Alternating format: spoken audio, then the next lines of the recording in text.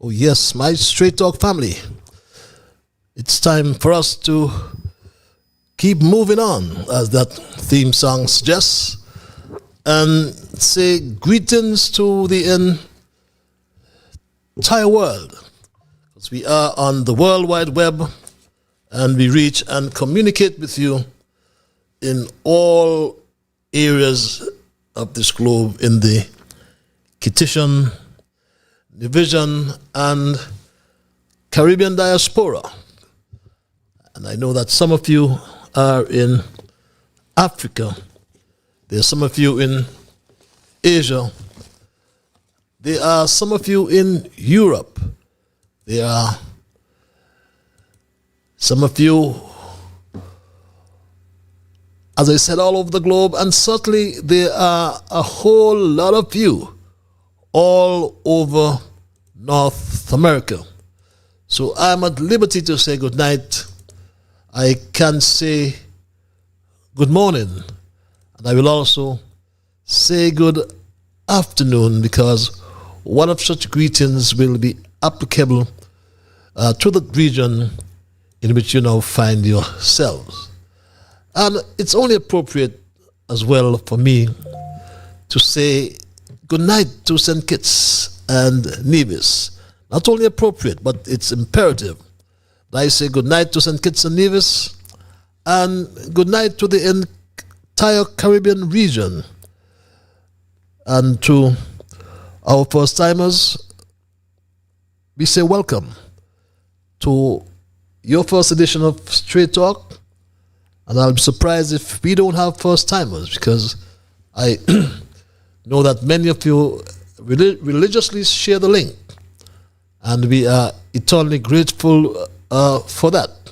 Those who share the link, and when you do bring us first-timers. And for the first-timers, just to inform you that Straight Talk is a public service program that facilitates and promotes free, underline free expression on all issues of national interest, be they legal, be they environmental, be they technological, social, economic, and or political issues. On Straight Talk, you do have a forum to express yourselves freely. Let us in the process try to like I said, have free expression. And on this program, we try to raise the level of national consciousness. We try to raise the level of national discourse by alerting our people to their rights, to their responsibilities, and certainly to their obligation. My name is Ian Patches Liebert, and I give Almighty God thanks for blessing me with yet another opportunity to join you in conversation, my Straight Talk family, on yet another occasion. And especially the first-timers, and we may want to remind those who are with us all the time that on this program we can assure you that absolutely nothing is watered down. We never try to make it more interesting, neither by exaggeration or by omission. We are not about creating excitement, trust me. We are not about sensationalism, because what we do on this forum is we at all times lean on the facts. Because it's my bounden duty to present what I call the unvarnished truth, the plain truth, especially when it comes to governance in St. Kitts and Nevis and wherever you are on the globe. Because we are joined together with people across our federation. We are joined with people in the diaspora all around the world. And some we know, some we have met physically and spiritually as well, and some we will never meet. But that's okay. And when we advance the positions of truth, I know some of find variance, some of you, but that's okay, because we're different people, and we're fine to, and we entertain, I should say, a diversity of views. We entertain diverse views, but please don't sadden me and ever start to become disagreeable. Let's thank Almighty God in the meanwhile, nonetheless, for helping us to understand, oh, how good and how pleasant it is for brethren to dwell together in unity. And I welcome again, my people. Thanks for those who share the link as you bring us first-timers. For the first-timers, if you love it, go tell it over the mountain. Go tell it around the world. If you don't, find some way to tell me. And for those who are joining me for the first time, again, Straight Talk is a participative program. And by that I mean we include your calls, we include your emails. And if you're so minded calling, the numbers are on your screens. Those who like what I call the cloak of anonymity, we give you access via our email platform. Those who don't want their voices to be heard, we give you access via our email platform, and that address is also on your screens. But I must at all times recognize my Straight Talk Junior Brigade, and let me hasten to do so. To hail young Dwayne, Tristan, Jasmine, Shamar, Kevin, Rue, Jamal, Travis, Travon, my grandson Neymar, Soraya, Elizabeth, and that special lady in St. Louis. There's also the Queen in Texas. Hope all is well with you. And to all who are connected with Straight Talk tonight, welcome again. We normally move into our observations, and that's when we reflect on issues that have come to the fore. We ask a few questions, we provide clarifications, updates, and we try to establish what we have learned as a people. Our first observation comes out of the land of many rivers, Dominica, to be exact. And it's been reported just yesterday, I read this, that weeks after being nominated the first Dominican-born president-elect of the Caribbean Hotel and Tourism Association, CHTA, Gregoire Nassif, was denied a U.S. visa, a visa to enter the United States of America.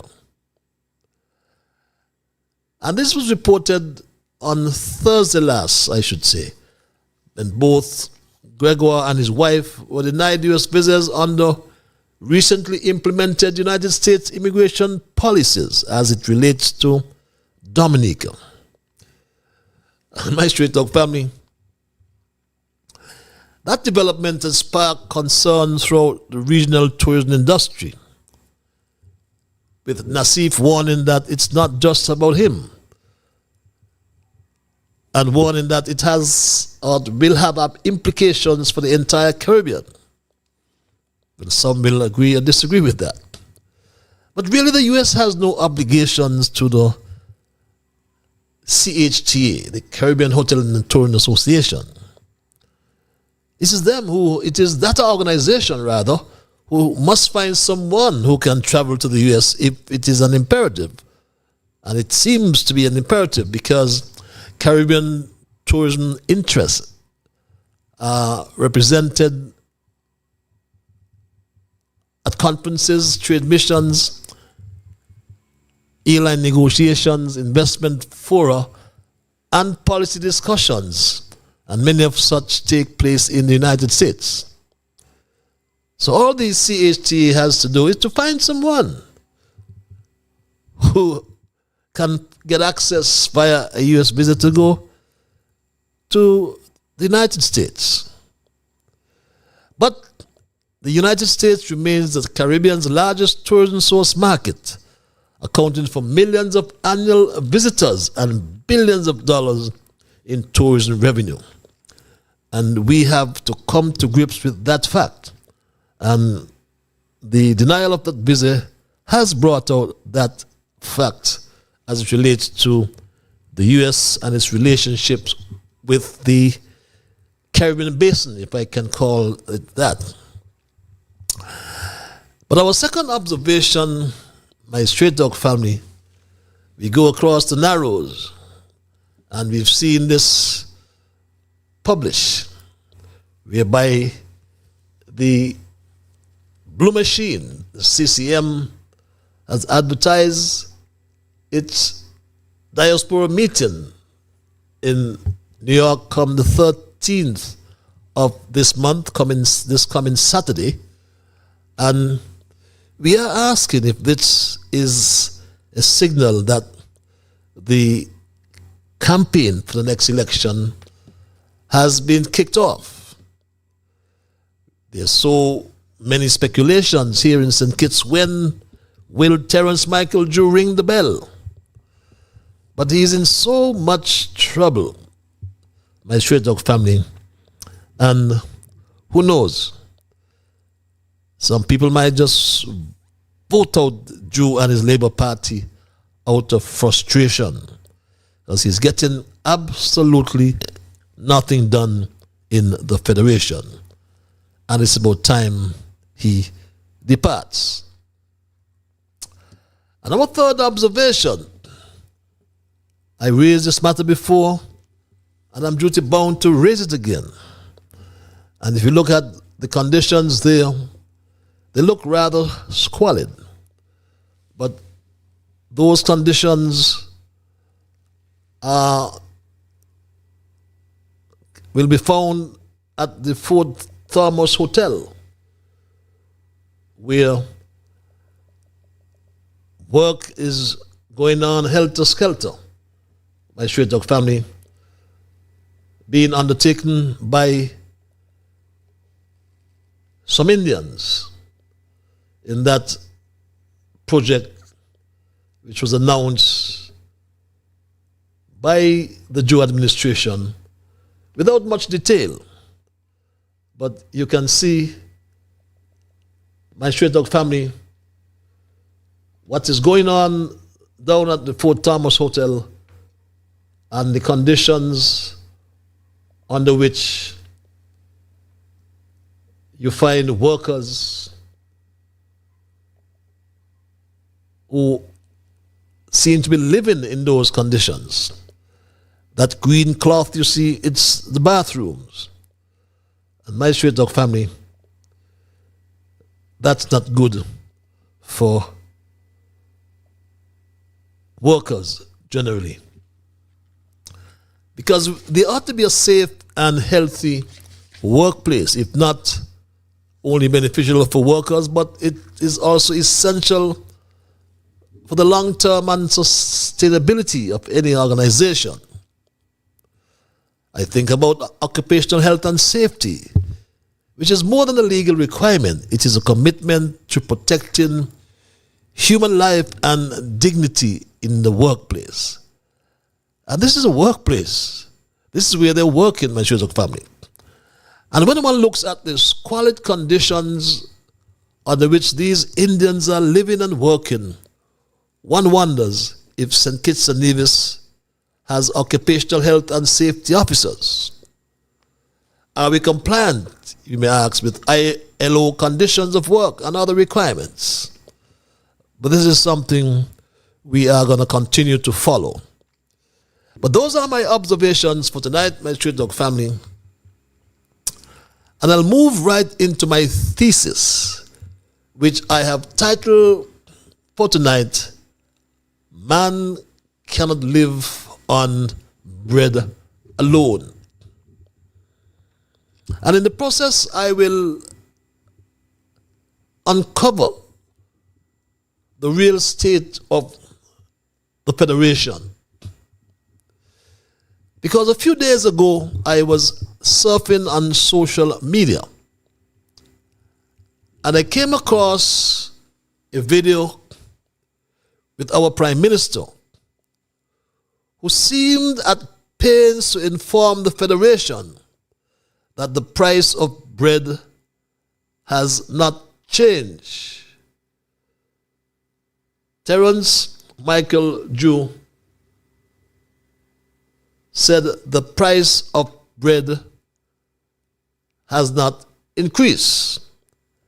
As a matter of fact, he said this. And you know, we always provide you with the evidence. The things I want to stress today, and I think a statement was sent out by the Cost of Living Committee that addressed the matter. Let me say clearly and emphatically, the government did not approve for the increase of the bread from $2 to $3. And therefore that statement, I think, is a firm statement to say to those who would seek to do it, to refrain from doing it, to readjust your prices, to ensure that you stay in compliance with what the government is pushing. The basic $2 bread, that price increase is not supported by the government, and the government is asking that the necessary measures be taken to ensure that the price remain at $2. And that's what he came to the nation to report. But can you imagine this, my Straight Talk family? Terence Michael Jew bought a $2 bread from Amri Bakery. He bought a $2 bread from Bass Bakery. And according to him, he bought a $2 bread from Fritz Bakery in order to confirm that the price of bread had not increased. Ask for a direct purchase from the bakeries to see what is really going on. And so I brought some bread here with me today, and I will say it clearly. I went to the bakeries to see. So can you pass me those breads? I have breads here, and I have the receipt here. And I think there is from, and I want to get it right, and I call some of these from the Ashton Bakery. This is the Amber Bakery. This bread is bought for $2. And I think a press release is being put out by Amber Bakery to say there is no increase and no intention to increase. This was bought for $2 today. I also want to point out the Bass Bakery bread, that this bread was also bought for $2 today. And in this, talking with Bass Bakery, there is no increase of this bread, nor the intention to increase the bread. Also freights, $2 as well, bought today. And they have indicated they have not increased, and I have confirmed that. And I also want to say that this was bought today. And freights again, there is no intention to increase this bread. And my Straight Talk family, in what can only be described as a surreal or bizarre moment in national politics, Prime Minister Drew seemingly transformed himself into a Sesame Street investigator, making the rounds at local bakeries to establish that the price of bread had not increased. And Terence Michael Jew also made a direct purchase to Island Bakeries. The normal policy practice is, if you are going to touch the basic bread, this is the basic loaf of bread, there must be discussion, as is customary the government, to discuss what is going on, because this is the bread that most people depend on. You just can't touch this bread and increase it without having a discussion with the government. And therefore, this administration that the people have given me to lead, I will not allow this to happen, and therefore I am asking. I also sent to Island Bakery, and in Island Bakery I have the receipt here. Date is right here as well. The 3rd of the 6th, 2026 at 1:16 p.m. Station 1.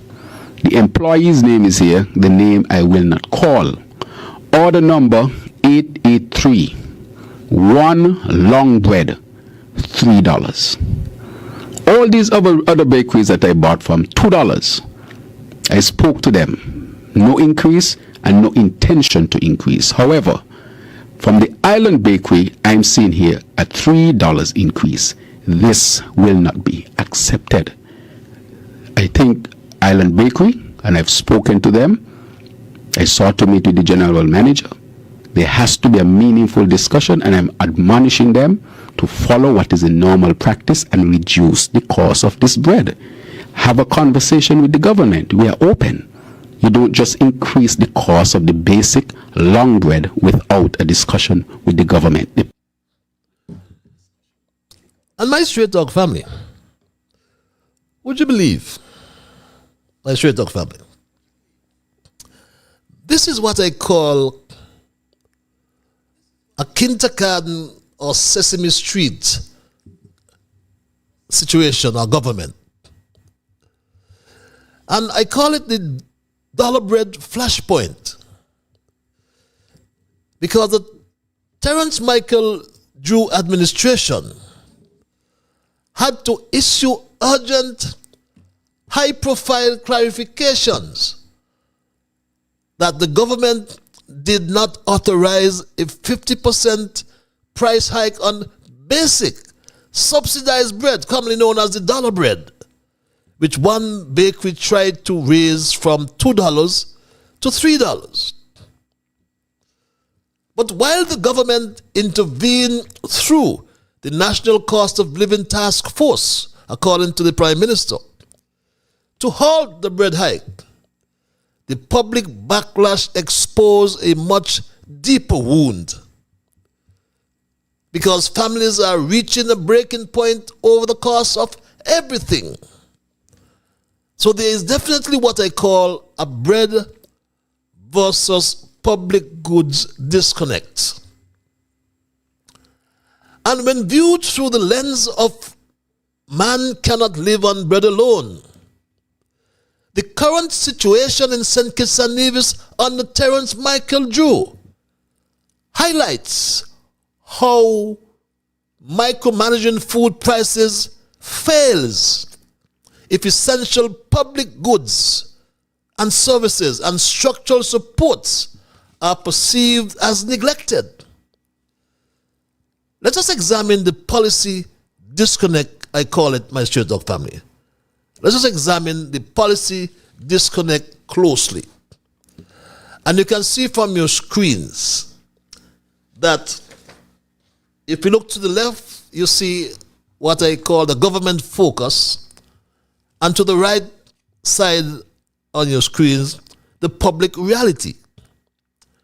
And the government focus I've cited, first of all, was halting the bread price hikes or increase. But the public reality is there's a surging utility cost. The government focus on your left again is a temporary tax holidays. But the public reality that there's crumbling social support. And the government has focused on capping the dollar bread, while the reality is imported service inflation. So my straight talk family, there is an illusion, I call it an illusion of stabilization. My straight talk family, artificially keeping a basic loaf of bread at $2 provides little comfort when a single mother's monthly basic expenses hover around or near $3,000 or more. And such is heavily driven by the cost of electricity, water, housing, and transportation. To get to any one of those bakeries the Prime Minister cited, it needed gasoline for your vehicle or a bus fare. And that has gone up sky high. Gasoline. I wanted to eat mackerel with my bread, my Street Dog family. But that too has skyrocketed, mackerel, to $32 per pound. Could you imagine that? 1 pound of mackerel costing $32? My Street Dog family? Those 2 pieces of mackerel costing almost $50. What is going on in our country, our federation, under Terence Michael Joe? Everything is gone crazy when it comes to prices and the things and the food we have to eat. And my Street Dog family, Terence Michael Joe promised to subsidize food when he was in opposition. But that was only talk, my Street Dog family, talk. We're going to make sure that your dollar can go further, that your dollar can buy more. And so we're going to temper the cost and we're going to subsidize what we have to subsidize in the first 6 months. If no recovery in the economy, then we'll extend it. But you should not be able to go to the supermarket with $100 and can't come out with a good shopping. That will not happen here in St. Kitts and Nevis under Labour. We will control the cost of goods and fuel here in St. Kitts. But my Street Dog family, Terence Michael Joe is so disconnected and unaware that man cannot live, as I said, by bread alone. Electricity costs and liquefied propane gas, cooking gas as we call it, have forced families to choose between paying an electricity bill and buying food. But these costs in St. Vincent and the Grenadines, like St. Kitts and Nevis, continue to escalate. But Prime Minister Friday has been proactive in St. Vincent and the Grenadines. With respect to electricity costs, we are also seeing serious pressure in electricity generation costs. VINLEC's fuel expenses have continued to rise steadily, and without intervention, the fuel surcharge would continue climbing beyond the approximately 29% increase already recorded in the first quarter of this year. We cannot allow electricity bills to become unbearable for households and small businesses. So today, I am announcing a two-pronged intervention. First, the government will completely remove the customs service charge and excise taxes on diesel purchased for electricity generation. This measure alone represents approximately $1.65 million in foregone government revenue over the next 3 months. And this savings will be passed on to consumers.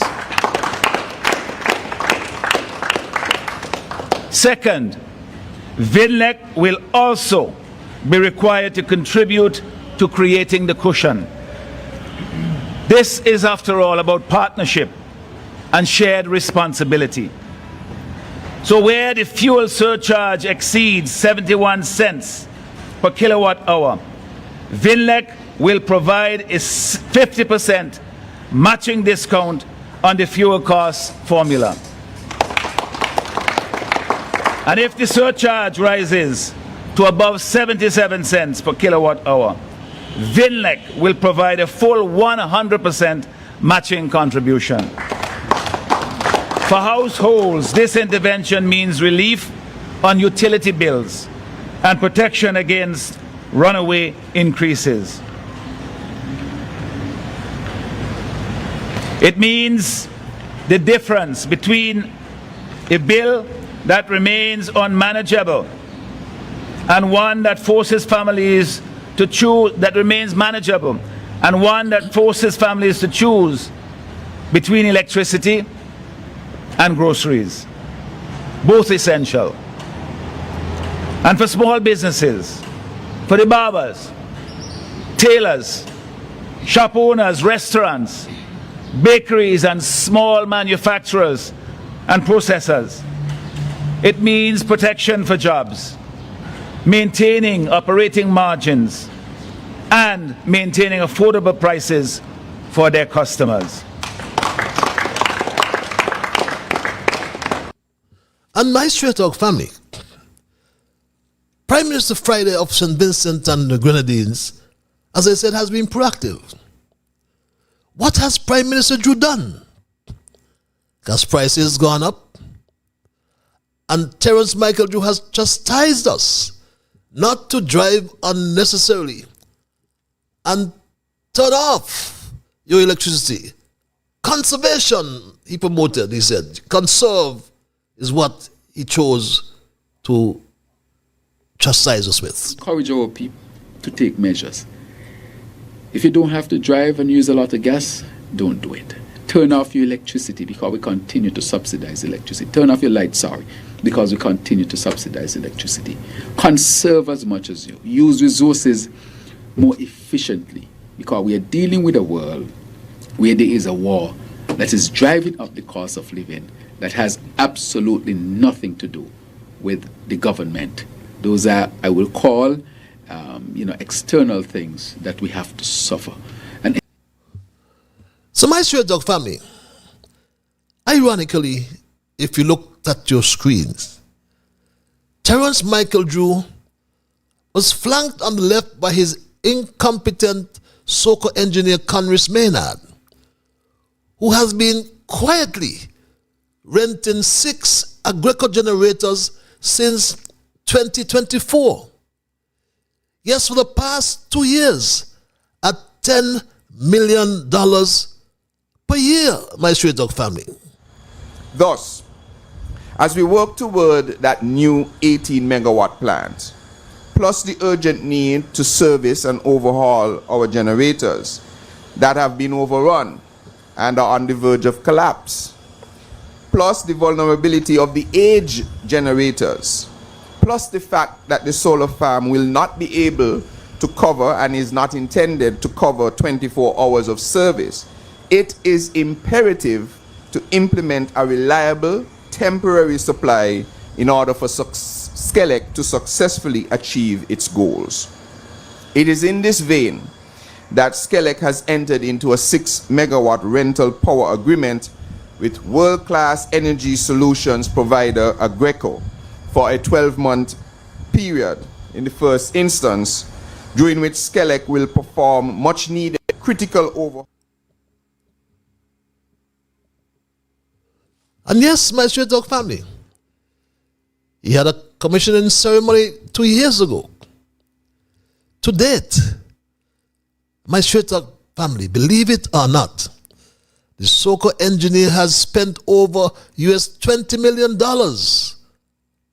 on the rental of these 6 generators from Agreco, or over 50% of the cost of the solar farm project he abandoned upon assuming the office of Minister of Energy. La Clanche Solar Farm was estimated to cost EC $80 million, just under $30 million with no capital outlay from the government. The country would have started to benefit from 36 megawatts of solar, cheaper, reliable, renewable energy. Instead, my Straight Talk family, instead of benefiting, what we have found is the SOCO engineer abandoned, my Straight Talk family, underline that word, abandoned the solar farm, which the advisor to the Prime Minister is on record as saying it was a good project, my Straight Talk family, a good project. It's a good project based on our own studies, calling in the expertise from right in the Caribbean to assess. It's a good project. Mm-hmm.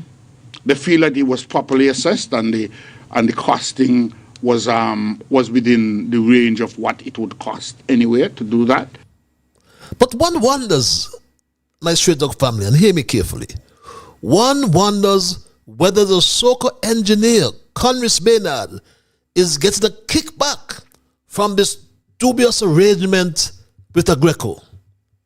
2 years ongoing and renting 6 generators. But the so-called engineer must be the minister responsible for abandonment.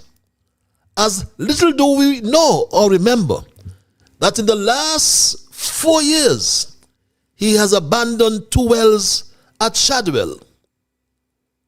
Shadwell 1, my straight dog family, abandoned. Shadwell 2, abandoned. The so-called engineer has to be responsible, or the minister responsible for abandonment. Remember that he promised over a year ago to move to Shadwell after drilling was done in Keon, but that was over 12 months ago when Conris Maynard told the country this. When they are finished drilling the well in Keon and it is successful, we will then move to Shadwell, where there is an existing well that needs further addressing. When they are finished drilling the well in Keon and it is successful, we will then move to Shadwell, where there is an existing well that needs further addressing. You heard him for yourself. Over a year ago he said that. But the so-called engineer up to Thursday last week was trucking water to consumers normally serviced from those wells, my straight dog family. And he put out this notice. Water truck deployment. And we asked the question again, does the so-called engineer Conris Maynard also have a stake in those water trucks? We want to know. Conris, do you have a stake in those water trucks delivering water? Or are you getting kickbacks? Those are the questions we asked tonight, Conris Maynard. So man cannot live on bread alone. Water, like electricity, is a public good. And my straight dog family, coming out of the IMF Article 4 consultation with St. Kitts and Nevis, is a press release dated May the 8th, 2026. And its content signals that trouble lies ahead, my straight dog family. Its content is clear. The source of funds for the capital projects listed is the CBI. You've heard Bassi High School, the Robert Llewellyn Bradshaw expansion at the airport, the Robert Llewellyn Airport expansion, I should say, and others. And the source of funds has been listed as CBI. But read that first paragraph on your screens, my straight dog family. With citizenship by investment CBI revenue declining further, the overall fiscal deficit weakened to 11.7% of GDP in 2025. Public debt edged up closer to the 60% of GDP regional benchmark, and government deposits declined further. But hear this. I've underlined it, and let's read it together. Persistently low CBI revenues are expected to keep deficits elevated in 2026 and over the medium term, while public debt is projected to continue rising. My straight dog family. That's the prognosis from the IMF. And my straight dog family, the last 3 years we know, we have seen budget deficit after budget deficit. And truth be told, the CBI has gone into a coma. And there is only one prescription recommended, And that is a change of this incompetent administration led by Terence Michael July.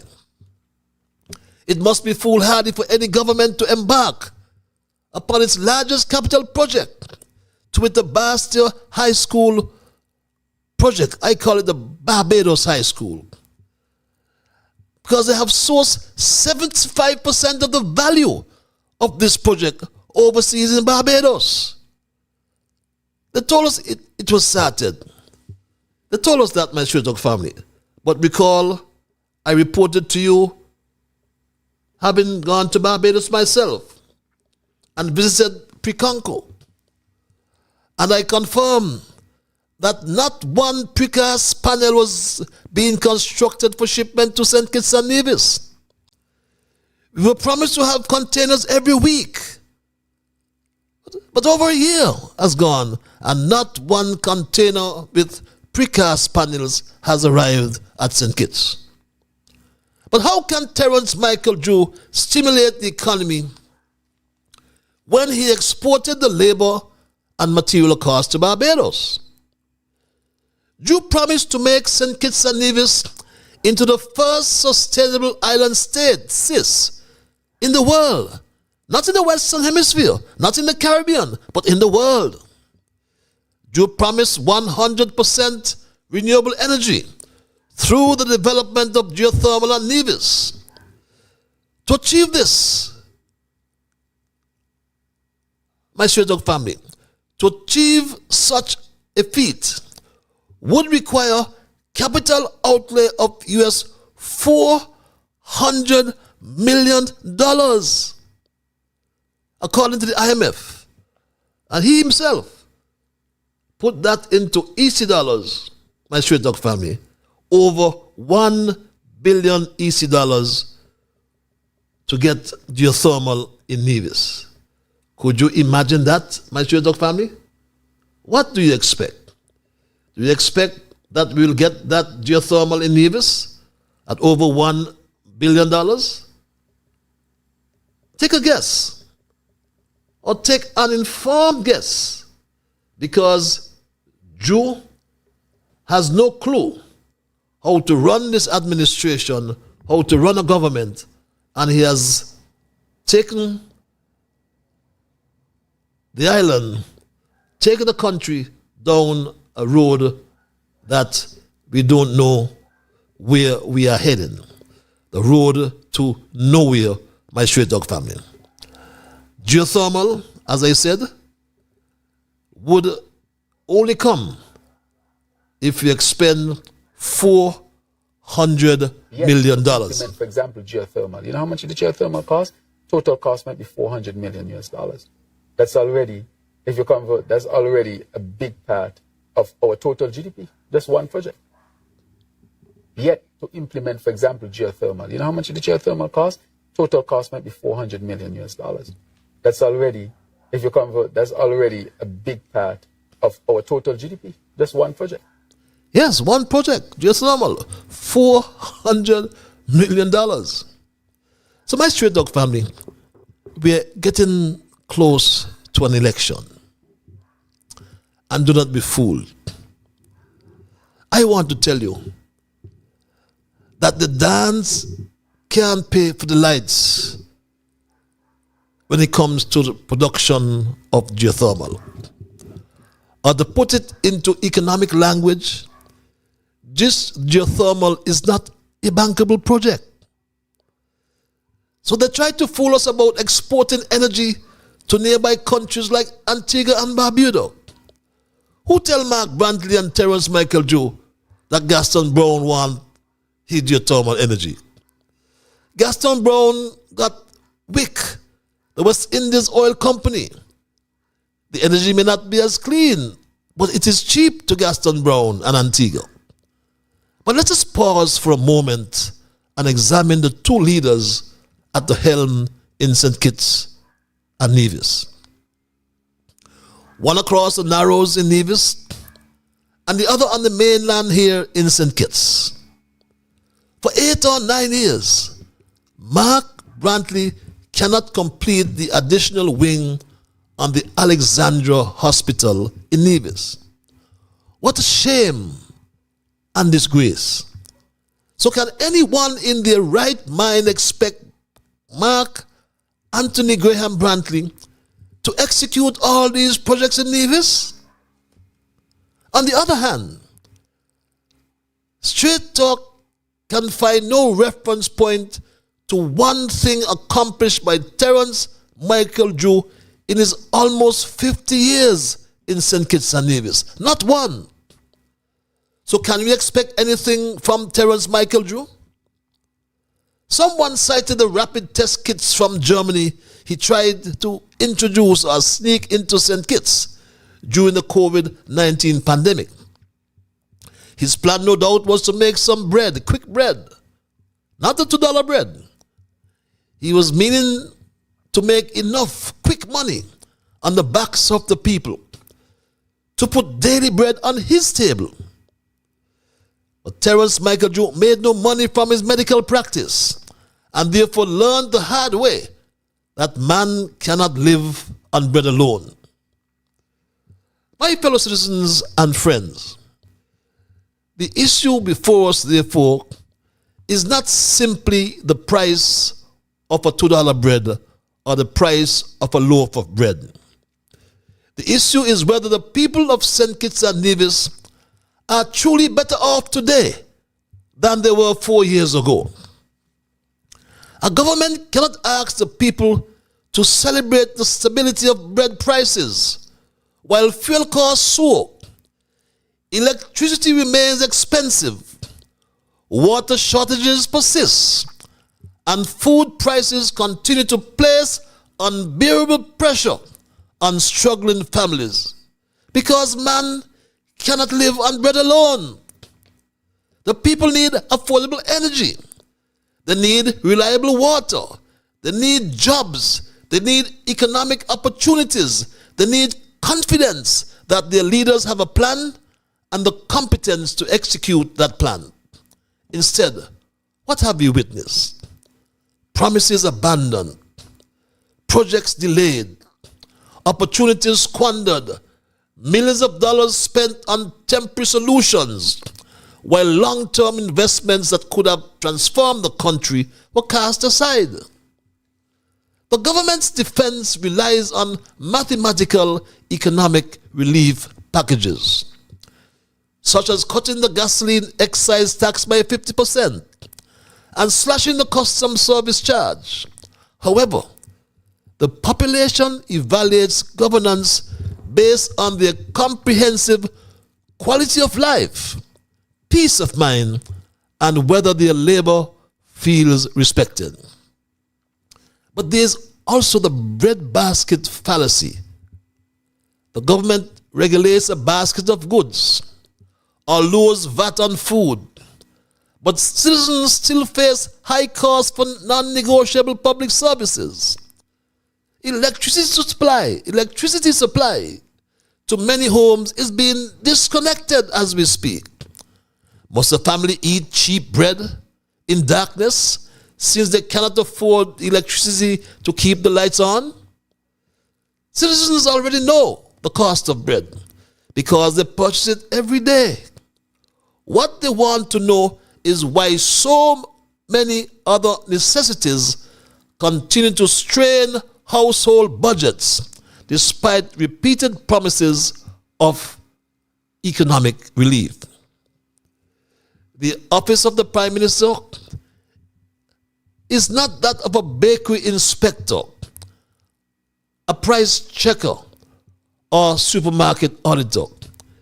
It is an office entrusted with setting national policy, driving economic growth, attracting investment, creating opportunities, and improving the quality of life of its people.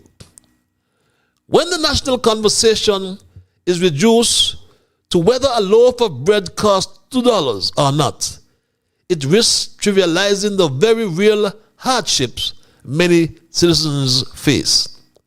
The issue cannot simply be about a $2 bread. The issue is whether families can afford to live with dignity. A government that celebrates the stability of bread prices, while citizens struggle with the overall cost of living, is missing the larger picture. The people deserve leadership. And leadership is not measured by how many $2 bread a PM can purchase in front of a camera. When a prime minister reduces the national conversation to the price of bread, while citizens grapple with rising expenses, housing challenges, economic uncertainty, and concerns about the future, it reflects a troubling disconnect from the realities facing ordinary people. As the good book reminds us, man shall not live by bread alone. Our people need more than bread, Terence Michael Joe. They need hope. They need opportunity. They need transparency. They need competent leadership and a government focused on building a prosperous future for all. They deserve substance over spectacle, vision over gimmicks, and leadership that understands that the nation's success is not determined by the cost of bread alone, but by the dignity, prosperity, and well-being of its people. For indeed, man cannot live on bread alone, and neither can a nation. And that's my story tonight, my Straight Dog family, and I am not going to change it. I will open the lines and entertain your calls and your emails momentarily. But before I do so, let me implore you, my Straight Dog family, to respect others. And of course, to achieve that, you must first respect yourselves. Let us try to be fair to all concerned and ensure that the things we say and or do will be beneficial to all concerned. And in the process of saying and doing those things, my Straight Dog family, let us strive to build a kinder, gentler St. Kitts and Nevis. It's now 3 minutes before the 9 o'clock hour. And our numbers are on the screens, as I said. And I'll open the lines now and entertain your calls and your emails. If you have just joined us, welcome. And my Straight Dog family, let us discuss the thesis, man shall not live by bread alone. Caller, you're live. Hello, caller. Yes, good night, Brother Patches. Yeah, good night, my brother. This is your humble duplicate, if I may allow to say that. Duplicate, whatever That boy. whatever Patches, based on what you have just uttered to us, St. Kitts and Nevis are in bad shape. And I have grown up hearing my grandfather said, to beg is not a crime. But Patches, I am going to reach out to the President of the United States, Donald Trump, Secretary of State Mark Rubio. Based on your perspective, if you could help us out, the Federation of St. Kitts and Nevis, with a grant to help subsidize the people of the Federation of St. Kitts and Nevis, supervised by anyone, that money will be used wisely. Also, the monies that these past prime ministers and to whom it may concern have stashed away out there, to use that, seize it, and take it as a restoration to what they have granted us in the future. But we need help right now. The people of St. Kitts are suffering. The high cost of food. Let me interject. I've just spoke to my sister when you introduced about the $2 bread. My sister told me that bread has gone up to $3 because she just bought bread.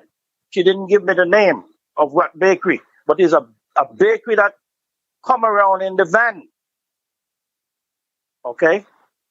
So, I believe your story. And it could be a fake in the Prime Minister presenting all the bread that they bought cost $2. So, Mr. President, Donald Trump, my name is Winston Welcome, and I'm not scared. Can you help us out with at least $1 billion so our people can be helped moving forward?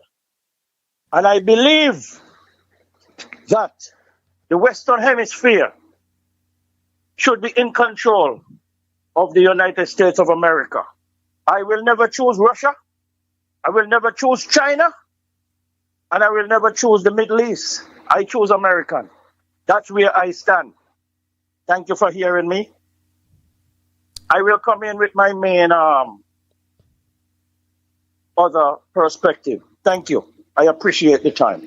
Thank you very much. Just for clarification, the Prime Minister said this about a bakery. The normal policy practice is if you are going to touch the basic bread, this is the basic loaf of bread, there must be discussion, as is customary, the government, to discuss what is going on, because this is the bread that most people depend on. You just can't touch this bread and increase it without having a discussion with the government. And therefore, this administration that the people have given me to lead, I will not allow this to happen. And therefore, I am asking. I also sent to Island Bakery, and in Island Bakery, I have the receipt here. Date is right here as well. The 3rd of the 6th, 2026 at 1:16 p.m. Station 1. The employee's name is here, the name I will not call. Order number 883. One long bread, $3. All these other bakeries that I bought from, $2. I spoke to them. No increase and no intention to increase. However, from the Island Bakery, I'm seeing here a $3 increase. This will not be accepted. I think Island Bakery, and I've spoken to them, I sought to meet with the general manager. There has to be a meaningful discussion, and I'm admonishing them to follow what is a normal practice and reduce the cost of this bread. Have a conversation with the government. We are open. You don't just increase the cost of the basic long bread without a discussion with the government. Well, that's coming from the Prime Minister, so I have no reason to doubt him, should we? But let's go back to the lines and say, thank this caller for holding. Caller, you're live. Hello, caller. Good night, Mr. Liver. Good night, my dear. How art thou? You're being displaced tonight. I am great. Spiritual nourishment.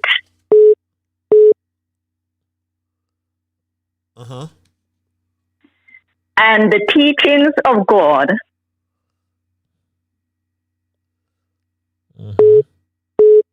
are just as essential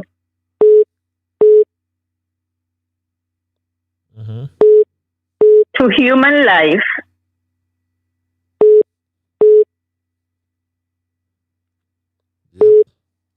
as physical food. I repeat, spiritual nourishment and the teachings of God are just as essential to human life as physical food. Have a great evening. Have a great evening as well. My quotation is from across the Narrows, as usual, with her thought-provoking and very interesting quotations, and so relevant as well to our discussion. Spiritual nourishment and the teachings of God are just as essential to human life as physical food. Reads that quotation. Let's go back to the lines and say good night to this caller. Caller, you're live. Hello, caller. Pardon? My Lord. How is the Bible man tonight? How is the Bible man tonight? The Bible man is all right. Psalm 37, Mr. Patel. Fret not yourself because of evildoers, Yes. neither against the workers of iniquity. For the soul shall cut down Like. like a grass Yes. and withered away. Trust also in him. Trust also in the Lord, and do good, and so thou shalt be dwell in the land, and verily thou shalt fed. Delight thyself also in the Lord, and he shall give you the desire of your heart. Commit thy ways unto the Lord. Trust also in him, and he shall bring it to pass. That is the last word I am going to talk. Hear that. You want to hear it? Go ahead. Psalm 41. Your road match, huh? Blessed is the man Road match. Who considers the who poor? considereth the poor. Yes. In the time of trouble, He shall. the Lord shall deliver him. That is, when you consider the poor, you're going to look after the poor people. And you understand? I can tell you something, Mr. Patrick. There was a man in the Bible, in Daniel. He did not care. But when he went to sleep in the night, always and do, there was a handwriting on the wall. And then he called Daniel to interpret the dream. And what happened? When Daniel told him, name of 9 and 0, Yahweh in the balancing and found wanting. And I'm saying to you, Mr. Patel, that what's happening now, people are way in the balance and found wanting. So the one head. Good night, Mr. Patel. Good night, my brother. As well, Mr. Bibleman, we thank you for your spiritual interventions. And we go back to the lines. Say good night to this caller. Caller, you're live. Hello, caller. Mr. Straight Talk. How are you, my brother? Mr. Straight Talk. Abracadabra. Abracadabra. Mr. Straight Talk, how are you, my wonderful brother? I am peaceful. Yourself? What can I say? I tell people, see that when it come Monday and Thursday, I don't want to do nothing but to listen to you and to my Bible thing. And last week, someone called me and I just, when I do catch myself, it was long after 9, so I didn't get no time to listen or nothing, but God is good. So, Mr. Straight Talk, how are you, my brother? I long to see you. I am peaceful, my brother. I'm peaceful. And it's coming soon because I put in my vacation last week. Okay. So that's a good sign there. Okay. So, Mr. Straight Talk, my brother called me there. Let me just say good night to my people and then get with you. Good night to my brother Alvin and Adam and my wonderful niece Abigail. And always our lovely niece there in St. Louis and Texas Queen. I want you guys to be good, all right? We are doing a wonderful job. Mr. Straight Talk, my brother called me last week and said, boy, bread gone up. I said, what do you mean bread gone up? And he laughed. He said, I just wake up buy bread and I carry out the money and the man tell me about the bread gone up, $3 or something for bread. I said, guy, well, he gone up everywhere, so that means nothing wrong with there. No, you tell me, Prime Minister said that the island bakery can't pick bread and they have to bring it back down because he's like, but how island bakery could do such a thing? Anyway, that's not for me. I see you went back across to check the school. Yes. Mr. Straight Talk? Nothing is going on. Nothing is going on, my brother. Nothing is going on. Okay, good enough for you. Well, the Barbados, But he says that this year, for this in first quarter this year, something like that, that they're gonna have so much workers that they're gonna have to go outside to get workers or something like that. So where is the projects? He said he was gonna have what's it, Tabasco pepper too, and 600 workers. Where is the pepper? So here, tell me something. So they hire anybody at Boyo at this time? Not well. I can't. I haven't seen anybody there. Be honest with you. Oh, I haven't seen anybody. but something nice, something not right. Because if you're gonna start a project, you have to start a project with man. You know, start a project by yourself. When he planted, something is not right. He planted seeds down in where is it? Down there in the area in the west there. But the seeds perhaps have not germinated, so he's now gone to Boria. But anyway, you take good care of yourself. Have some callers holding here. Yes, always good to hear. just do what you got to do, Yes. yeah, man. Like I tell you, I put in my vocation. I'll get back to you next week and let you know what's going on. Okay, man. You just take care of yourself. Do what you got to do. We are waiting for you. God bless you. See you when I see you. Abracadabra. Yes, my dear brother. See you when I see you as well. Thank this caller for holding. Caller, you're live. Hello, caller. Mr. Liebert, My dear, how about now? I think it's time for these thief in government get a jail, you know.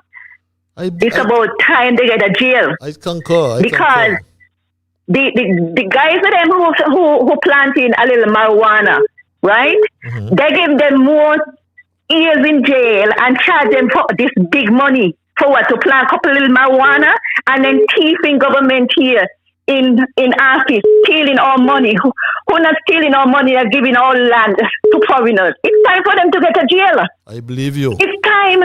Every country, the ministers ain't getting a jail. What happened to Think It Nevis? They just don't come and take our money and nothing like that. And they come every 5 years and tell us, vote for them, right? Mm-hmm. And what they do? They thief the election and telling people they win the election. They thief the election. Yes. It's time for somebody to get a jail. Have a great evening. Have a great evening as well. I concur with you all the way. I mean, when you find that the millions that these guys have in bank accounts, and we're going to hear much more about that. They ought to return the money and be flogged in the square. Flogged in the public square. My stray dog family. But let's go back to the lines. Caller. Okay, I thought I had the caller there. The caller, you can't come back. But yes, you know, when you see, especially under the CBI, with all this money, when you see what's being planned for Nevis with 10,000 shares they want to sell to Destiny, somebody got to get a jail. Caller, thank you for holding your live. Hello, caller. Good night, Patrice. Good night. Good night, my brother. How art thou? Yeah, not too bad. First, I already give God thanks for life and give God thanks for a blessed country. And I tell the people of this federation, let me tell you something. This election, let me choose the right set of people to run this country. Patches from under Douglas era, with Douglas 20 years in with the government and our Labour administration. We're getting the same thing over and over. Too much lies, too much deceitfulness, and that's why the country going like how we going, Patches. The people of this country can't take no more of the lie anymore. You get to tell a lot of lies to get in. And for the people and all kind of things. The unity government had the country good, had the people fed, well fed, could have paid a bill. Look at the situation now the country into now, the people into now. The people went out to elect a Labour government, a Labour Party government. And look the situation the country into. Just lies going down the road. You got the advisor to the Prime Minister. Planning program. Every time he come on, is a bunch of lies. And those lies backpoint on the people of the country, backpoint on the country patches. They ain't getting the country anywhere. I believe this country gets fed up at the labor regime in this country. This country gets fed up. They have nothing to tell the people. And you go election come again and you elect a next labor government. It is the same thing we gonna get. People open up all your eyes. These people run out of ideas, they run out of things, they know what to do. We got to stop, look and listen. Look at Mark Brantley. Mark Brantley is the leader of the opposition. And the man peddling everything like a campaigning for Labour. But he ain't gonna come down here and win the government for nobody. And all this kind of ignorance. You see, but a lot of them only for themselves. They know about the people of the country. If the Mark Brantley was for the people of the country, unity government will India still. Because they was doing well. But they didn't have no use for the poor people. They didn't have no use for the ordinary people. Look what's going on in the country right now. Cost of living gone high sky. Up to Sunday gone, you hear the advisor for the Prime Minister on the program talk about how $500 minimum wage and all kind of thing. Eh? What it mean to the people? Dr. Harris was there with the unity government. He said plain that who getting under $3,000 a month. Go get a $500 from the salary and he was doing well. A pandemic coming and the country people who were surviving, people was paying the bill. Look at it now. You take people, some people go home from the job, they get laugh. They have nothing to do. They can't pay the water bill, they can't pay the light bill. That is have a wonderful night. If I get back, I get back. God bless you and keep you. Have a wonderful night as well. We go back to the lines and thank this caller for holding. Caller, you're live. Hello, caller. Yeah, Patches, good evening, man. How you doing tonight, man? I am peaceful, my brother. Yourself? Yeah, pretty good. Like, straight to it. You know, I made some comments here before. No opposition across the narrows. These two leaders, so-called leaders that we have running Sinkis and Nevis. Patches, we can see where Sinkis and Nevis is right now. As an account of those two fellas. You know, the premier is not doing his job as an opposition leader. And that committee that you said last week that he's supposed to be chairing, what's that, the Public Account Committee? Yeah, yes. Back, yeah. Yeah. And, you know, the checks and balances are not working. That's why these fellas, like I told you before, they will run away with all manner of spending and evil to the Federation. And we see exactly what is being done. My thing is, as I started maybe last week, is like,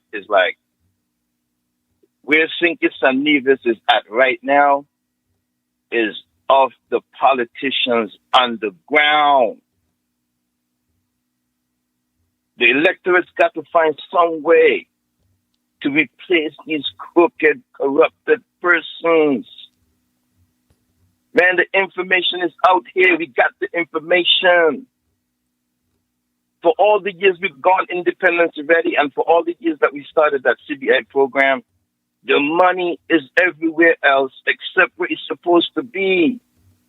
We cannot see the development. They didn't give the citizens enough or any dividends. The Dr. Juliet administration, Patches, you remember when you got to put somewhere there where he said that we are so dependent on the CBI. And he's doing the same thing right now. All of the projects that's proposed to come, they're going to run it to the CBI. Man, Patches, you see all this information you ditched out tonight? Man, it's so compelling. I just want to say thanks to you, man, for bringing the information. But you have made a real compelling argument tonight again. Man, we just got to be listening, man. When we listen, we hear and we see and we hear. We hear what we need to hear. The electorates cannot be hearing this stuff and ignore it. We got to get Sinkis Nevis off the track we on, man. Otherwise, we heading to destruction. Man, look at the IMF report that you put up on the screen tonight. The man gonna just run up the debt even more. The projects them is not coming to fruition. Man, that project over there at the Alexandria Hospital in Nevis, you know what I call that project, Patches? Man, it's like you and I trying to add on a bedroom on our house. We started up with a 1-bedroom house and we just trying to add a second bedroom. We cannot get a second bedroom and completed in almost a decade now. Man, it's been years here. In mathematics class, they tell you to round up. So it's almost a decade. Man, this stuff is, man, if some of this stuff wasn't of such serious magnitude, this stuff would all just be a joke. It's comedy. But you cannot ignore the cry of the poor people. The poor people is now suffering. And man, if I was Dr. Drew, or the people need to force him to call the election. Because all what they're trying to do now is trick the people. Thomason projects to start now at the last midnight, at the last minute. It cannot work. The people should not be fooled.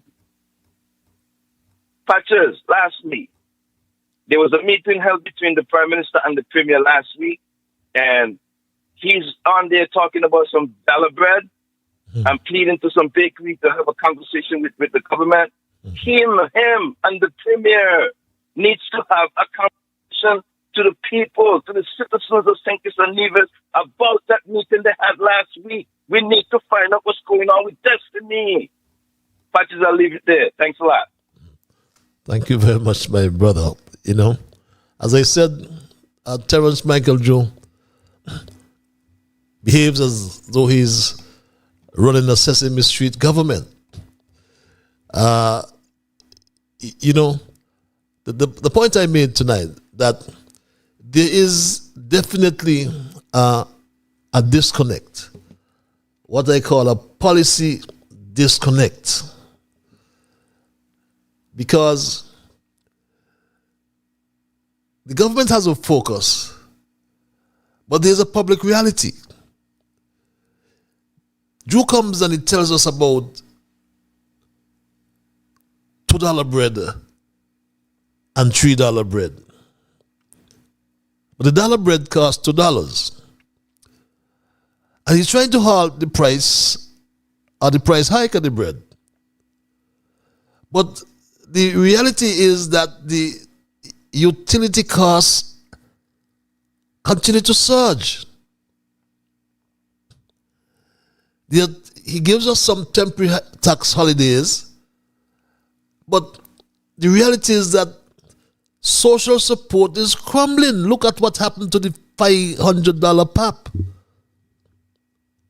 Now he's trying to cap the dollar bread. And the reality is there's imported service inflation, my Straight Talk family. There's an illusion of stabilization. But my Straight Talk family, artificially keeping a basic loaf of bread at $2 provides little comfort for anyone. A single mother's monthly basic expenses hover nearly around $3,300. And this is heavily driven by the cost of electricity, the cost of water, housing, and transportation. I told you about mackerel. Mackerel is $32 a pound. $32. You remember as poor people coming up, we had a bread and mackerel. We can't even afford to eat bread and mackerel, my Straight Dog family. We can't. But Terrence Michael Joe is so disconnected. He's unaware that man cannot live on bread alone. And as I said earlier, my Straight Dog family, we have a situation where for going on 2 years, 2 long years, we have been renting generators. You remember this launch, this commissioning in 2024? It should have been for 1 year. But my Straight Talk family, $10 million per year. Is Congress Maynard getting a kickback? Is he getting a kickback from a Greco? Why he has abandoned the solar farm and renting generators. 6 generators he's renting. And he promised it would be 1 year. But a year has gone quietly. Quietly. And he has said nothing. Absolutely nothing. Thus, as we work toward that new 18 megawatt plant, plus the urgent need to service and overhaul our generators that have been overrun and are on the verge of collapse, plus the vulnerability of the age generators, plus the fact that the solar farm will not be able to cover and is not intended to cover 24 hours of service, it is imperative to implement a reliable temporary supply in order for SCELEC to successfully achieve its goals.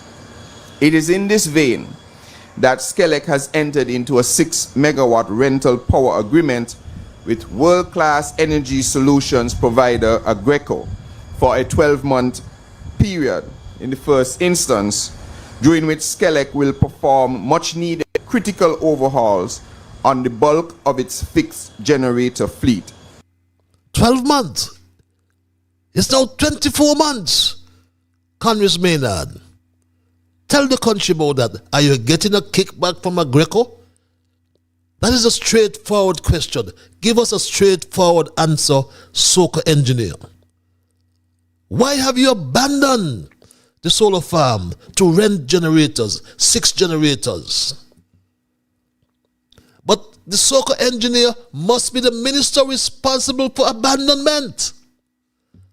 As little do we remember that in the last 4 years, he has also abandoned 2 wells at Shadwell.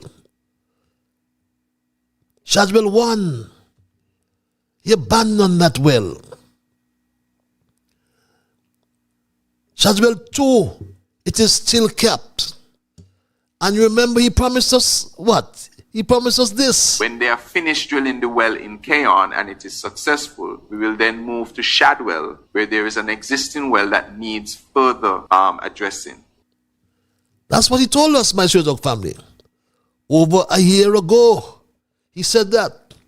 But what's happening? What's happening, my Straight Talk family? Water trucks are on the road. Water trucks. And I asked the question to the Soca engineer, Congress Maynard. Congress, the Soca engineer, do you have a stake in those water trucks? Are you getting kickbacks? So why is all this water shortage all of a sudden? When you say you did A, you did B, you did C. But, my Straight Talk family, the truth is, man cannot live on bread alone. Water, like electricity, is a public good.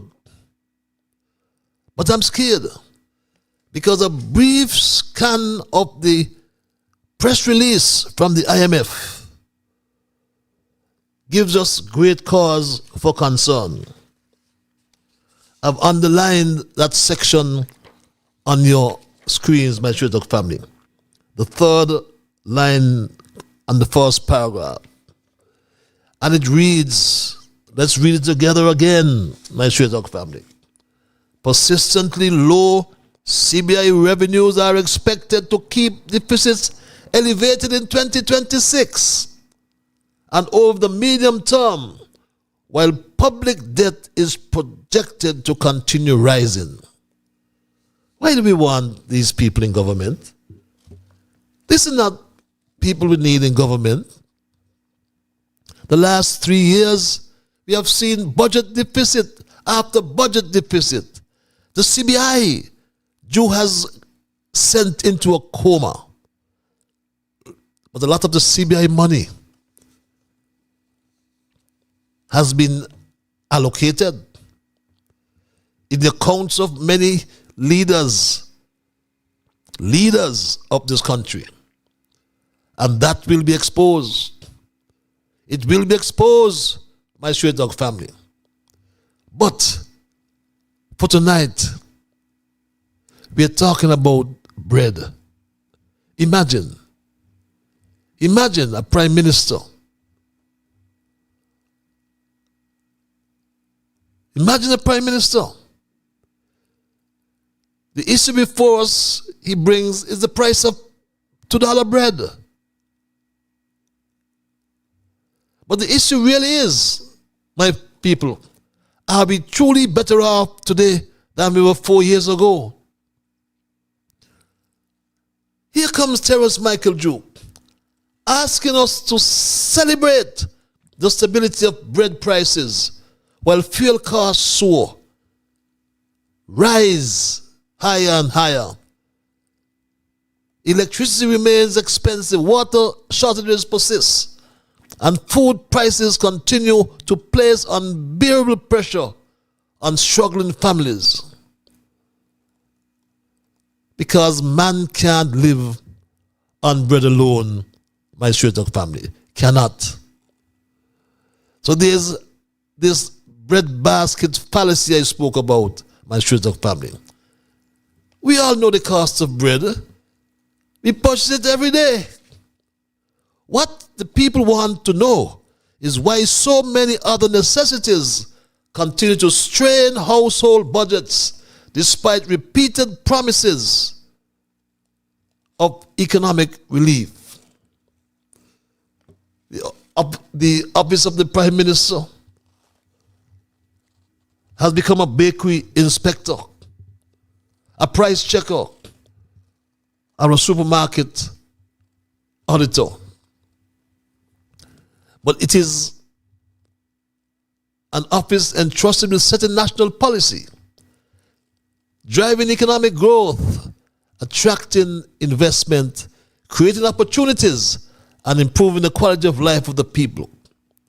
But when the national conversation brought to the fore by our Prime Minister is reduced to whether a loaf of bread costs $2 or not, it risks trivializing the very real hardships many citizens face. The issue cannot simply be about bread. No, Terrence Drew, that cannot be the issue. The issue cannot simply be about the cost of bread, whether bread costs $2 or $3. No. But let's take our emails. My Straight Dog family, this email reads, "Good night, Mr. Liebert. I hope this email finds you in good health and fine spirits. The much-hyped Tabasco Pepper project in St. Kitts now stands as a cautionary tale of grand political announcements outrunning practical agriculture.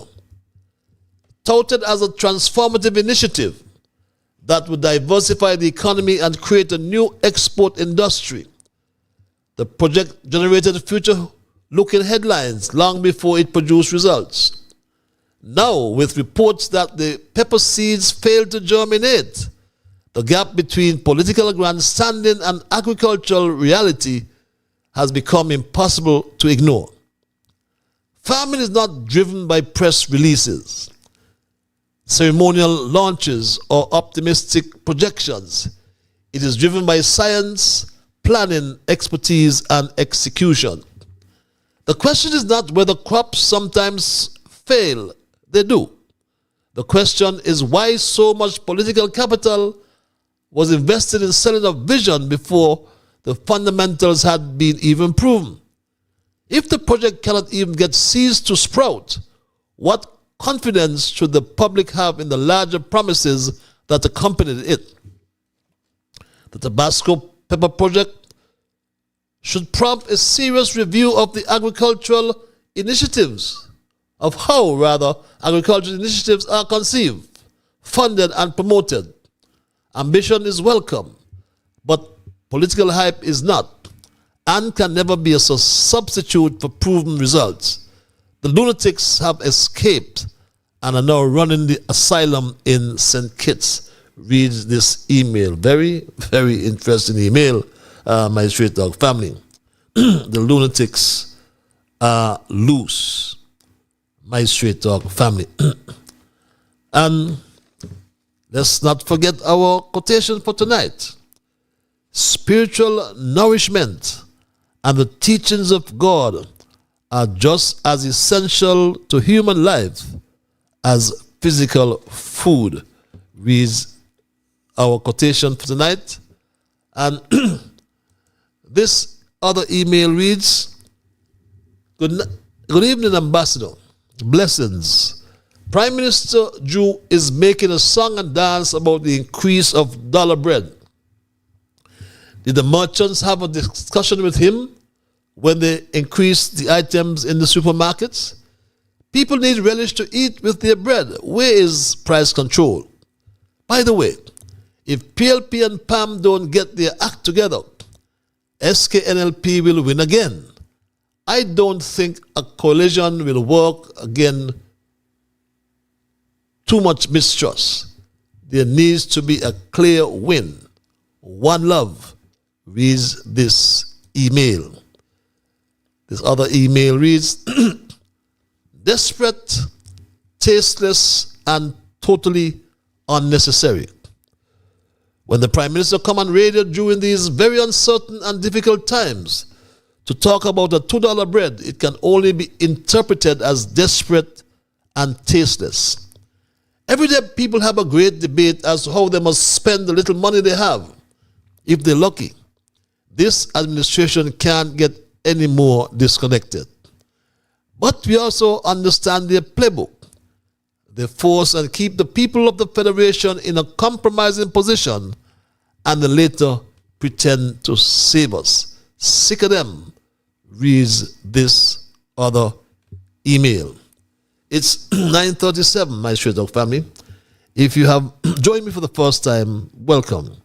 And just to inform you that Straight Talk is heard every Monday and Thursday from 8 to 10 in the PM.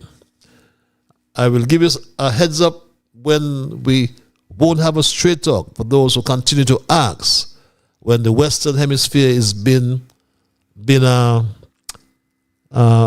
broadcast. I will let you know what changes we have. But tonight we are looking at our thesis, which I've titled, Man Cannot Live by Bread Alone. And for those who may have joined me late after I started, I made reference to a video I saw on social media with our Prime Minister, who seemed to be at pains that bread price was not increased. But bread price, or the price of bread, there was no increase rather on the price of bread. The Prime Minister told us this.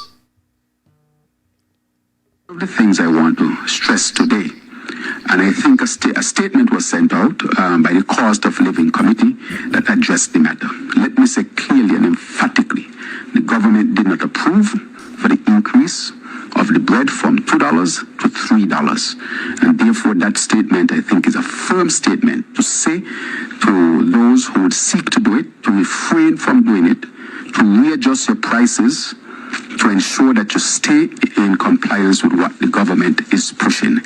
The basic $2 bread, that price increase is not supported by the government, and the government is asking that the necessary measures be taken to ensure that the price remain at $2. Could you imagine, my Stray Dog family? Could you imagine? Terence Michael Jew bought a $2 bread from Amory, from Bass, and Fred's Bakery. Could you imagine that, my Stray Dog family? I could not imagine this myself when I saw this. Ask for a direct purchase from the bakeries to see what is really going on. And so I brought some bread here with me today, and I will say it clearly. I went to the bakeries to see. So can you pass me those breads? I have breads here, and I have the receipt here. And I think there is from, and I want to get it right, and I call some of these from the Ashton Bakery. This is the Amory Bakery. This bread is bought for $2. And I think a press release is being put out by Amory Bakery to say there is no increase and no intention to increase. This was bought for $2 today. I also want to point out the Bass Bakery bread, that this bread was also bought for $2 today. And in this, talking with Bass Bakery, there is no increase of this bread, nor the intention to increase the bread. Also freights, $2 as well, bought today. And they have indicated they have not increased, and I have confirmed that. And I also want to say that this was bought today, and freights again, there is no intention to increase this bread. And my Stray Dog family, this had to be a surreal, bizarre moment in our national politics. When Prime Minister Drew transformed himself into a Sesame Street investigator, making the rounds of the local bakeries to establish that the price of bread had not increased, my Stray Dog family. Who would believe that? Who would believe that, my Stray Dog family? Normal policy practice is, if you are going to touch the basic bread, this is the basic loaf of bread, there must be discussion, as is customary with the government, to discuss what is going on, because this is the bread that most people depend on. You just can't touch this bread and increase it without having a discussion with the government. Imagine that. But let's go back to the lines, my Stray Dog family, and take this call. Caller, you're live. Hello, call. Hello, how are you? I am peaceful. Yourself? Okay. I got one suggestion to make, okay? Mm-hmm. In order to get out the Labour Party and Terence Drew, you need a collision going between the People Labour Party and PAM. Leave Nevis out of it. Nevis, any collision with Nevis gonna be a problem. So PAM and Labour, the People Labour Party and PAM should get together. Them is big good people and get the Labour Party out of government. What Drew them is doing is nonsense. Okay, that's my little input. Thank you. Thank you. Thank you very much. Well, I'm sure you'll find concurrence amongst quite a lot of people. You'll find the differences as well. But my Stray Dog family, only time will tell. I have another caller waiting. Caller, I'm sorry about this. I had you holding and I forgot you here. Caller, you live. Hello, caller. Yes, thank you again, Brother Patches. Mm-hmm. You remember quite some time ago, the Prime Minister came on and spoke about bucket with a hole and bucket with no bottom. Yeah. Before the bucket with a hole, not a bucket without a bottom, yeah. Yes, I remember that, yes. Now the Prime Minister come on again. Come talk about $2, $3 bread or dollar bread. He picked those weak, low points to make argument, leaving out the fundamental due diligence that the people need to hear and they should address.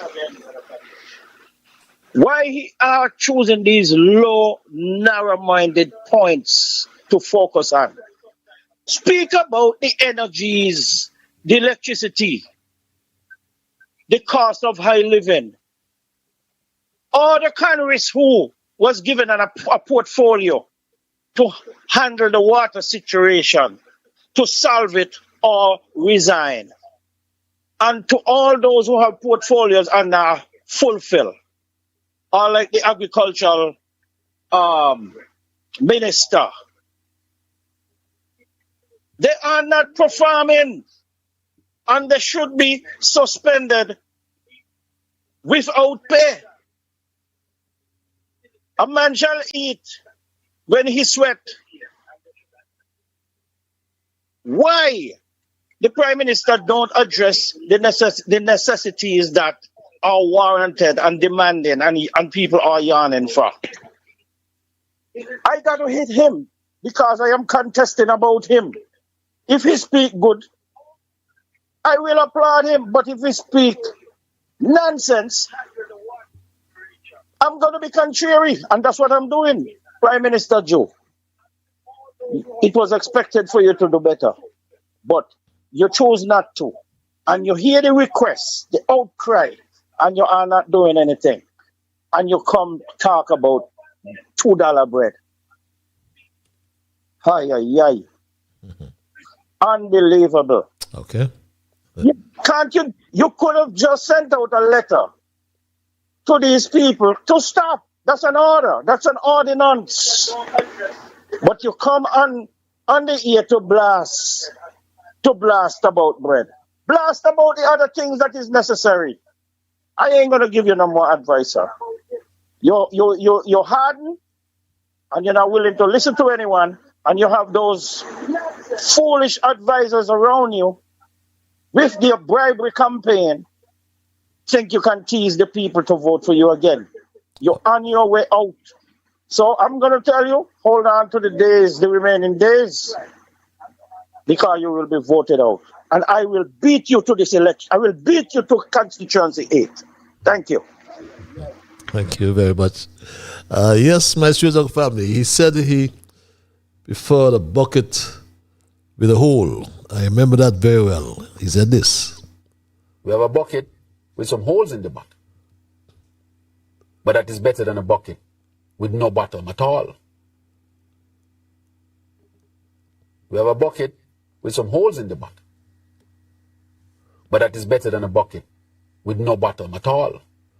Yes, caller, thank you for holding your live.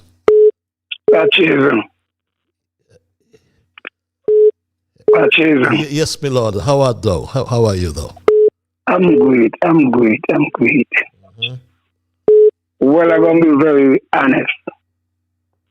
I applaud the Prime Minister to make his rounds and to make sure that the bread price stayed down. But you know what surprised me, Patches? He came and he spoke about the $2 bread and the $2 bread. The boy one in sweet and the boy one here and the boy one there. But Patches, from since the 7th of May, I think it was May, yes, the road over Shipwreck was dug up. Congress is responsible for road. He is responsible for national safety and security. And none of them, up until now, said nothing. Up until now, none of the government ministers said nothing. And I would want to say this, Patches, that couldn't happen under Bradshaw. Just how they got the road at the 7th, the same 8th, he'll have full right back up. So I am wondering, nothing wrong with the bread and the forest down, as he stated. But that was his best shot, and had people who are in the tourism sector suffering, can't put bread on the table because they couldn't go shipwreck. God patches. I like Dr. Joe, but I believe they make it a simple mistake. I don't know if somebody mislead him. But Dr. Joe, I believe you could do better. I believe so. Have a good day, Patches. Have a good night as well, my brother. Let's go back to the lines and thank this caller for holding. Caller, you're live. Hello, caller. Yes. Good night, Patrick. Good night, sir. How are you? I am peaceful. Yourself? Okay, good to know that. Nice hearing your voice again. Good to hear as well. Patrick, I could be a controversy at times, but politically, not miserably. I disagreeable. But politically, I like politics. And I respect all the opinions that you bring forth to the people. Who you can persuade, you persuade. Who will not be persuaded by you will not be persuaded. Because people are dead heart believers in what they believe in. So sometimes our word just cannot change human nature. Because what we are. And critics. I wouldn't say you're a critic, but you are a commentator, a political commentator, trying your best to devour the Labour government. And that's your right, and I respect you for that very much. We had our battle about that, but I learned to the match and respect you with that. But Patches, it is 7 years and 4 would be probably 11 if my math is right. Within the 4 to the 7, divided the 7 from the 4 now. How the country, what state of growth are the country in for this last 4 years, or 3.5 years? In my opinion, the country is much structured, much vibrant, and much healthy in nature and in reality under Dr. Terence Jew, Prime Minister Dr. Terence Jew. Can I interrupt you for a while? That's no problem. We are talking. We are talking.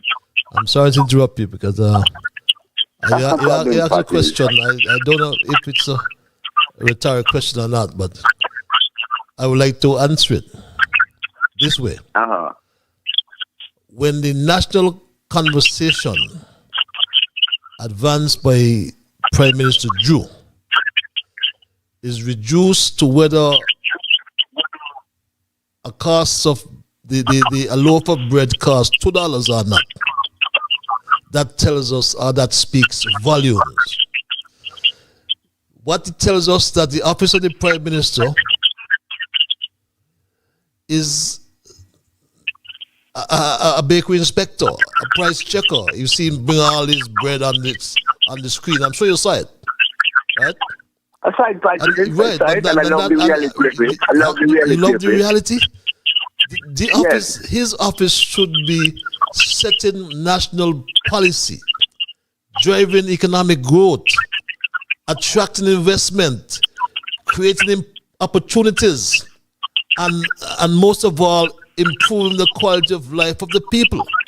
And I can say to you that in the last 4 years of Terence Michael Drew and his expert cabinet is the worst thing that has happened to St. Kitts and Nevis since what they call it, from the 1950s, adult suffrage they call it. And that is my answer to your question. Now go ahead. Patrick, you have something making noise in your close equipment. I have nothing on, but I'll have you speak. Thank you very much. Your opinion, but your facts. I respect your opinion, but your facts I does not respect. I does not accept your facts.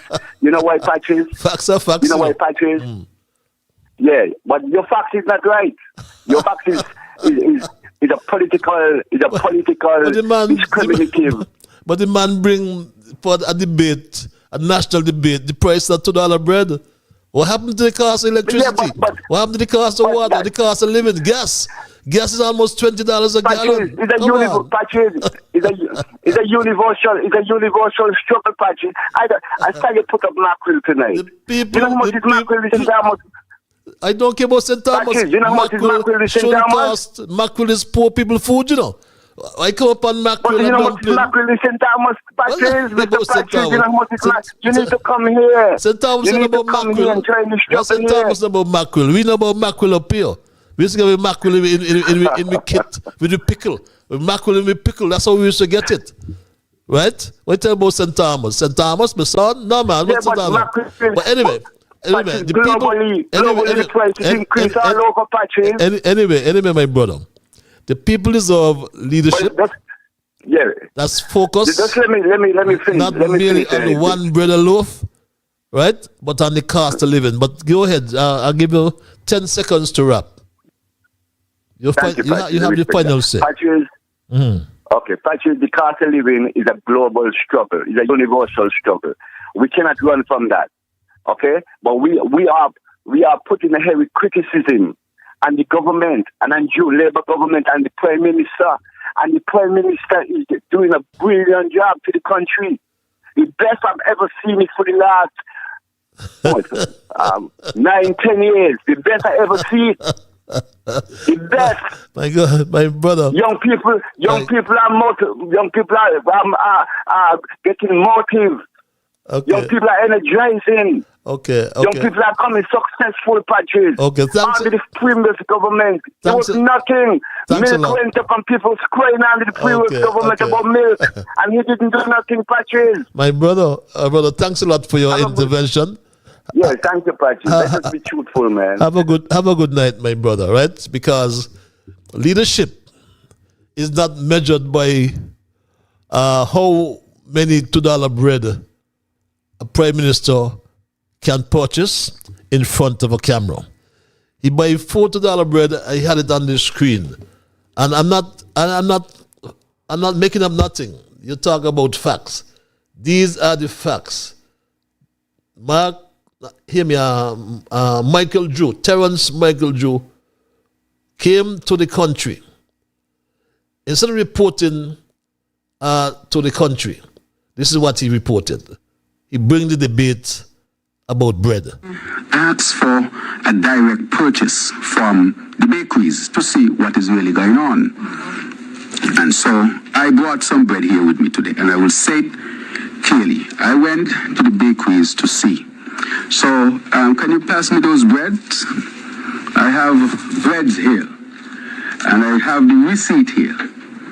And I think there is from, and I want to get it right, and I call some of these from the Ashton Bakery. This is the Amber Bakery. This bread is bought for $2. And I think a press release is being put out by Amber Bakery to say there is no increase and no intention to increase. This was bought for $2 today. I also want to point out the Bass Bakery bread, that this bread was also bought for $2 today.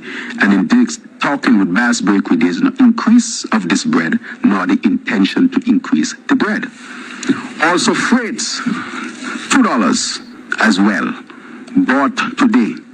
And they have indicated they have not increased, and I have confirmed that.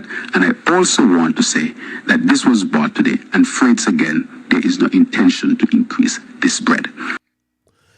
And my Shuzak family, you can look at, you can see how his colleague, the so-called engineer Congress, is looking at him as if this man is crazy. Bizarre. The Prime Minister of our country brought the national conversation, reduced it to a level to whether our loaf of bread costs $2 or not. What is this in the 21st century? Caller, you're live. Hello, caller. Patches. Yes, sir. I have traveled. You have equipment on? Just turn the equipment down. I want the whole world to hear you. Patches. Yes, sir. I have traveled east, west, north, and south. Yes. And I'm not going to call, I don't intend to call to bash anybody. But imagine the caller just call and tell you, come St. Thomas, who eat mackerel. Patches, you know what he tell you?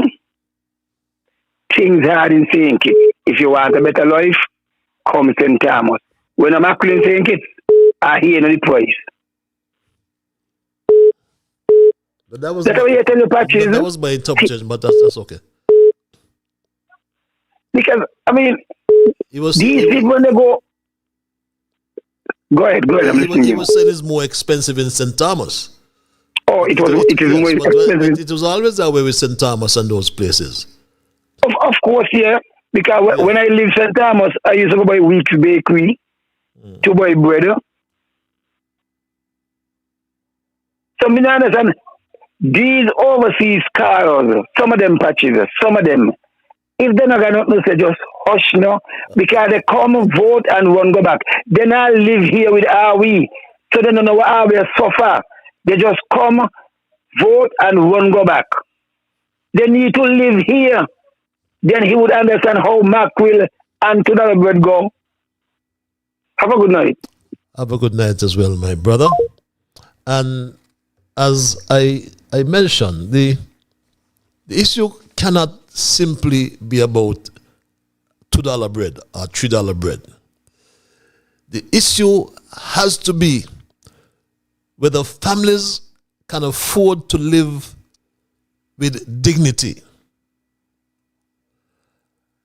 How can a government or a prime minister come and celebrate the stability of bread prices at $2 and not $3? Well, citizens struggle with the overall cost of living. So he must be missing the larger picture, my Dog family. Jew is just so incompetent, and I'm trying to be modest.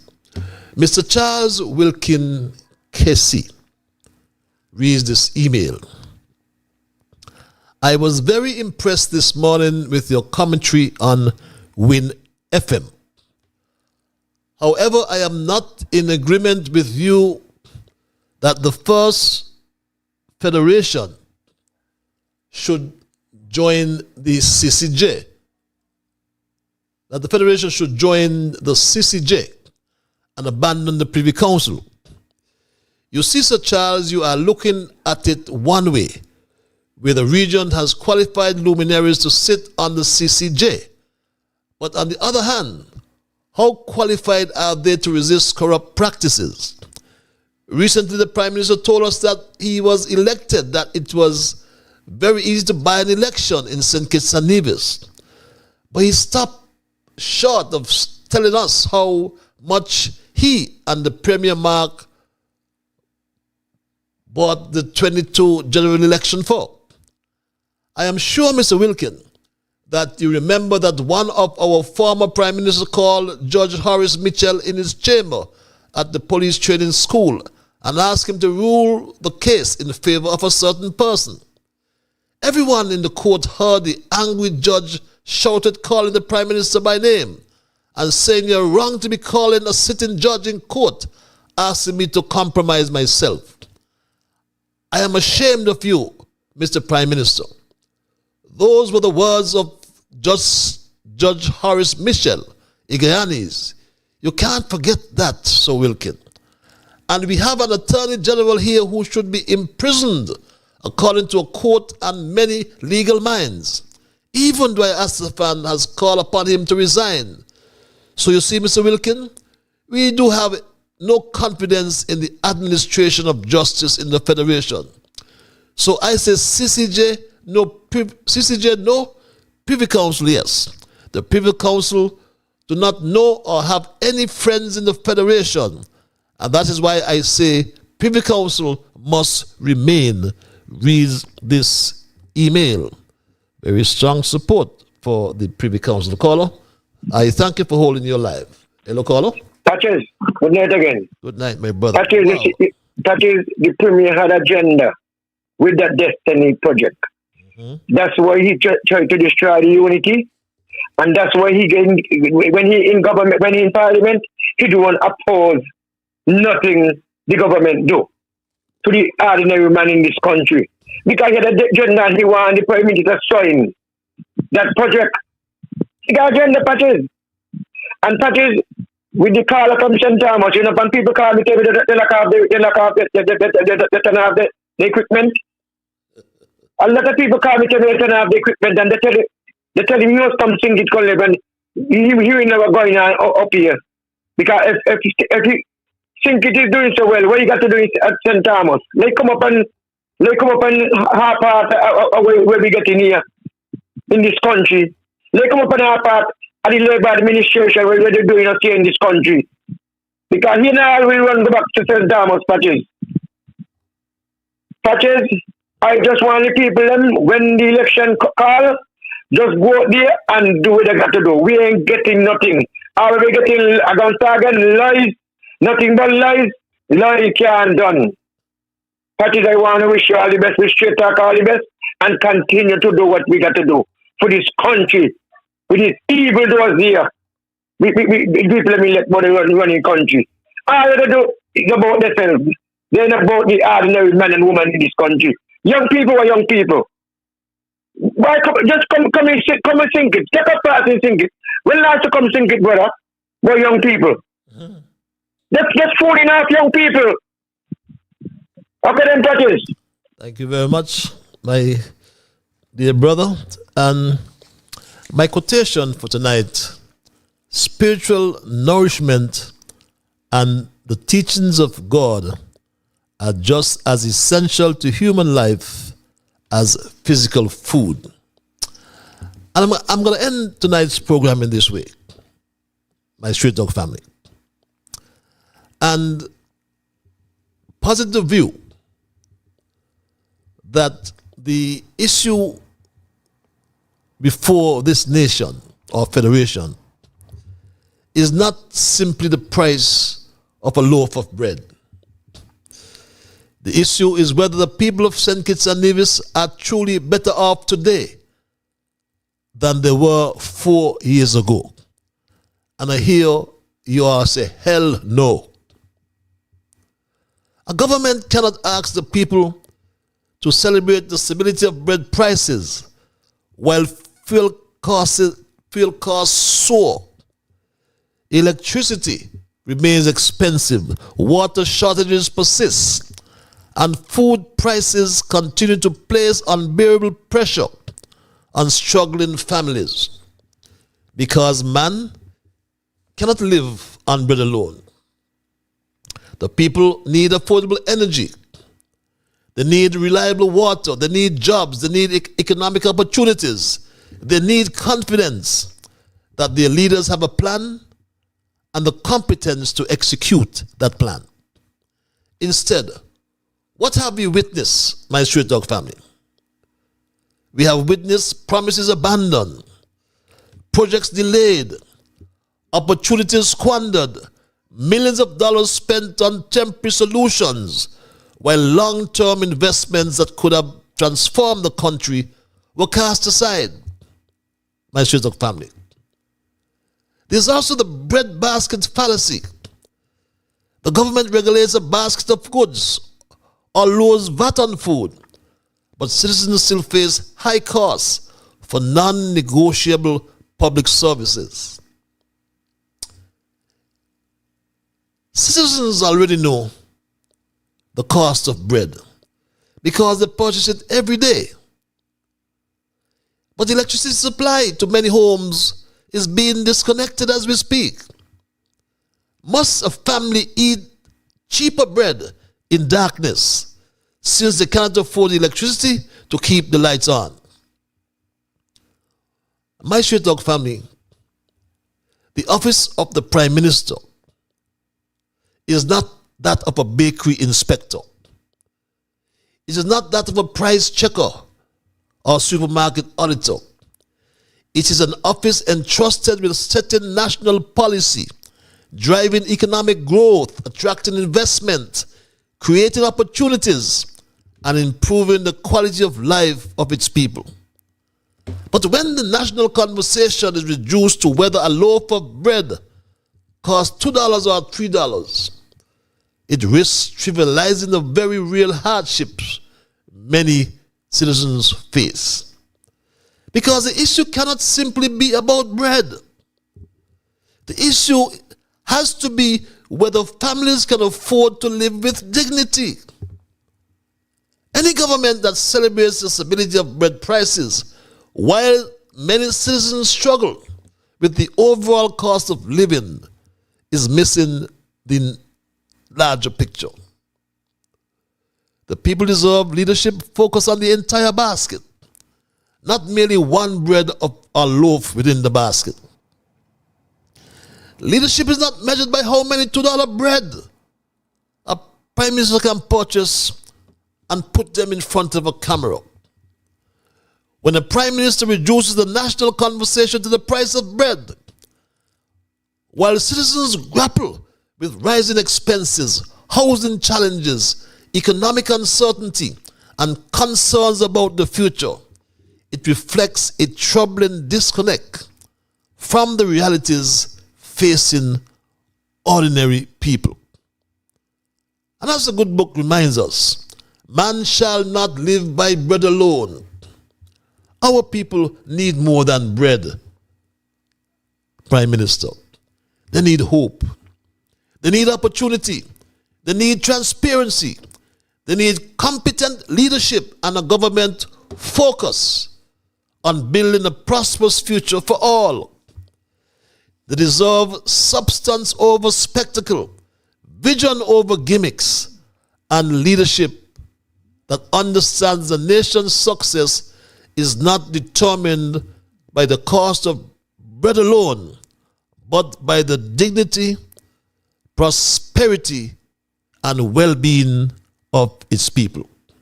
For indeed, man cannot live on bread alone, and neither can a nation.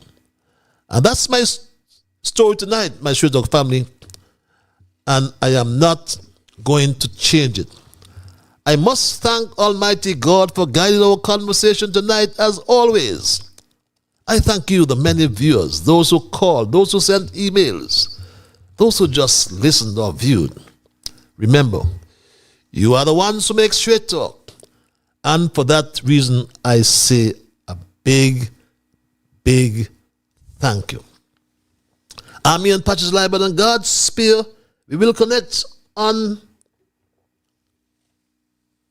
Thursday for another edition of Straight Talk. Until that time, just remember that whatever your mind conceive, that you will achieve. And I leave you as well with this email.